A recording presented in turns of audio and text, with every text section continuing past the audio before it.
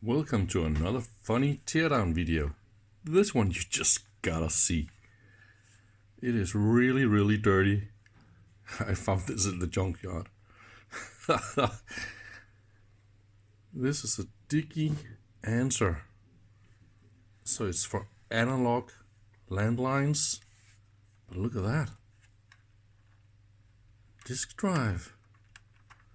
And it's quite heavy.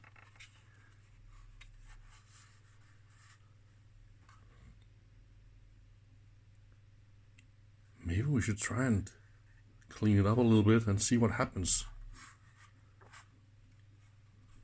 Alright. So that will be a DC input and the phone connectors.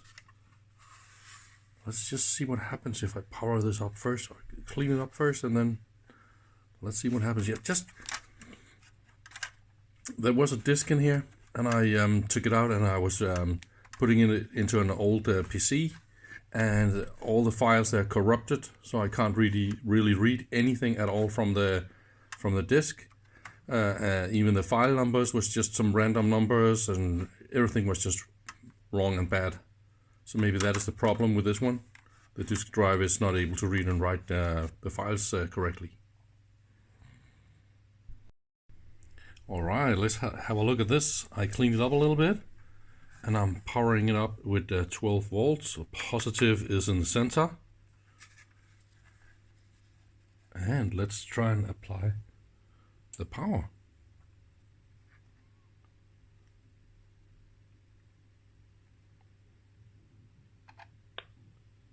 So there was a disk icon, and it goes clickety click on the disk drive. So it is looking for something. This is like pickup handle.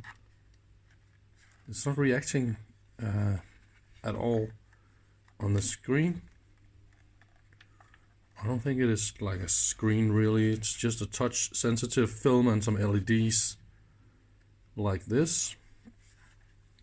I did find a manual, and it seems like it's also a phone book where you can call, and yeah, it can record messages and all that. But let's see what is inside then. Let's see if we can open this thing.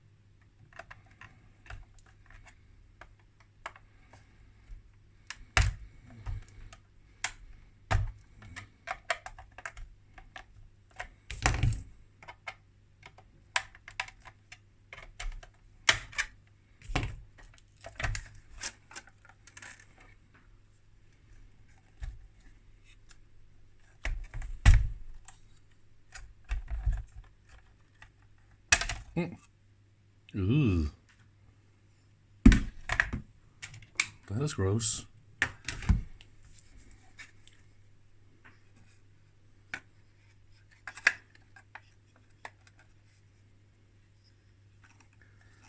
Looks like it was outside in the rain. So how do we take this? Oh, okay. It's just falling out.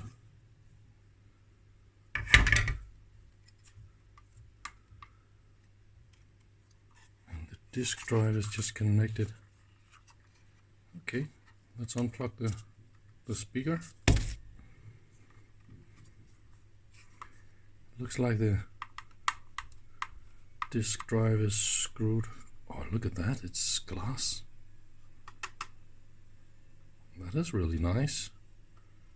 So how do we get access to... Oh, look at that funny thing here. Capacitors sticking out of holes in the metal. There must be a way to get in there. I think the whole thing is assembled with these springy, yeah.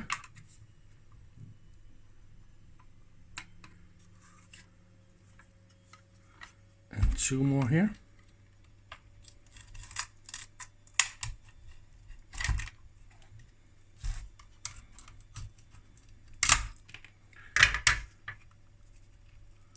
Yeah, that was the entry. Whoa.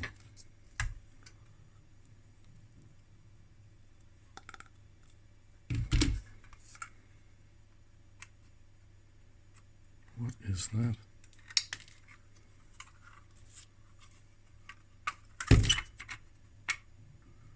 Okay, it's falling apart. Okay. So the disk drive wasn't even screwed in place, it was just pressed.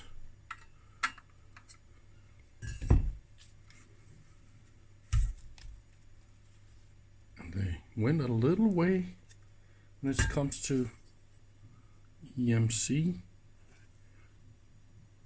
So try and close this in.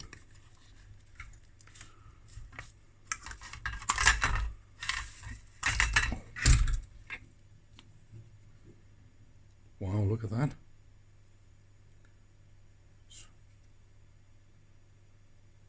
This is timing.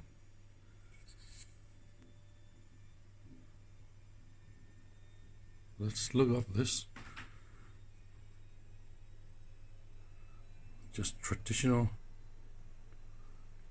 EEPROM. What the heck?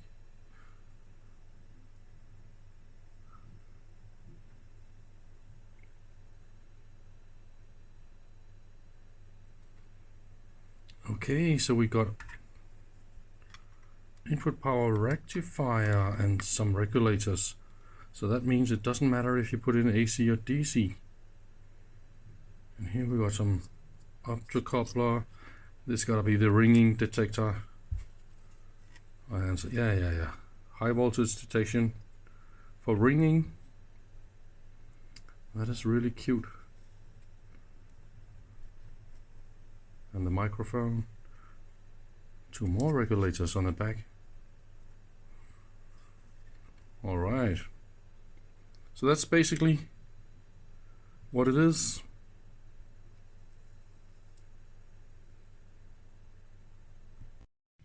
Oh, you got to see this. I did not see how the touch is working. Alright, so this is just a glass plate with some numbers on the back. See, they shine up with some light and they're really nice. But it says in the manual, when you touch the buttons, you can only touch the numbers that lights up. So that means it's not the entire area that is working as a touch, but only some of them. But of course, this is the number dial pad. But look, there's quite a big distance between the numbers. But it will be able to detect the different numbers when you push them with your finger. So I was trying to figure out how the heck is that working. But now I found out. Look at this. The 3 points of where this plastic is mounted to the PCB. You see these, the 3 areas like this. There are those little fancy things here. And so the metal goes on top and then on the bottom. And then there's a little piezoelectric material in here that generates a little spike.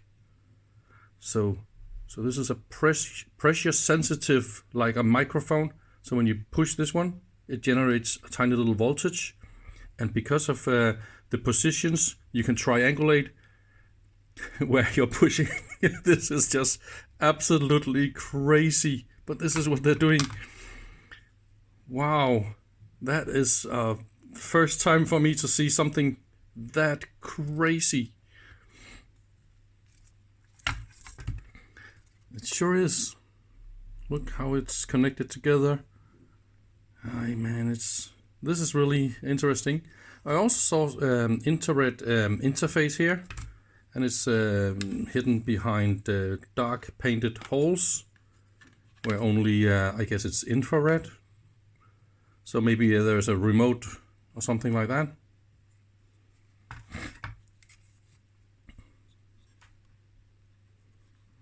I also found this is an audio codec. So this is most likely for recording and playback. So it's a mixed signal DSP that's also capable of recording and playing back at 8 kilobits per second. So it should be sufficient also for phone quality. So this CPLD is of course the disk drive interface. Then we got some RAM and flash. So it's not an EEPROM as I said before, but this is actually a flash. So it can be reprogrammed. Most likely not reprogrammed in this system because I haven't seen anything like this in the manual.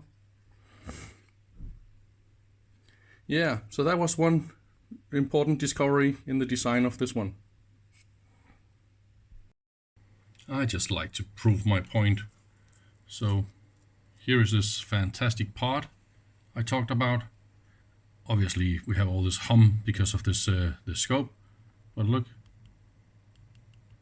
how it generates a signal, even if I push it real slow.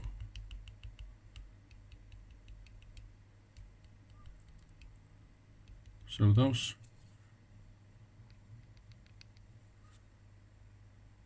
okay, if I touch it with my finger, of course it will go berserk. But yeah, pressure sensitive piezoelectric microphones for picking up the touch buttons. Isn't that just sweet?